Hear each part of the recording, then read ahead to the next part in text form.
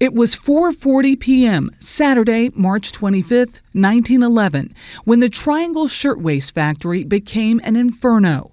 Inside the top 3 floors of this building in downtown Manhattan, 500 men and women, mostly immigrants, were stitching their way to a new life in America. Hunched over sewing machines making blouses called shirtwaists, they were about to finish a day's hard labor.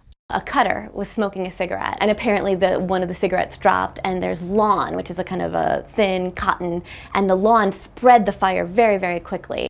As flames swallowed the factory, the crowd below saw women jump from the upper windows.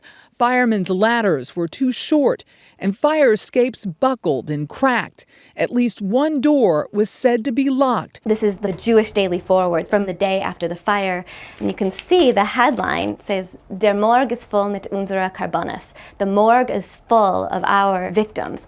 Who is responsible? In all, 146 people died. The average age of the people who died in the Triangle Fire was 21. Really? Yeah. Michael Hirsch, a co-producer of an HBO documentary on the fire, says the owners and the city were to blame.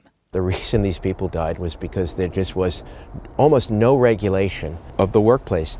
As thousands joined to mourn the dead, horror turned to outrage. This fire really shook people up. The city was so guilt-stricken that maybe we were somehow responsible. Investigations and commissions led to dozens of new labor and safety laws, including workmen's compensation, child labor laws, and tougher fire codes. It galvanized the early labor movement.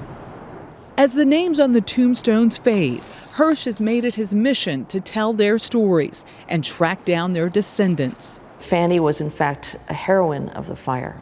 He found Erica Lansner. She kept guiding them into the elevator as it made numerous trips up and down.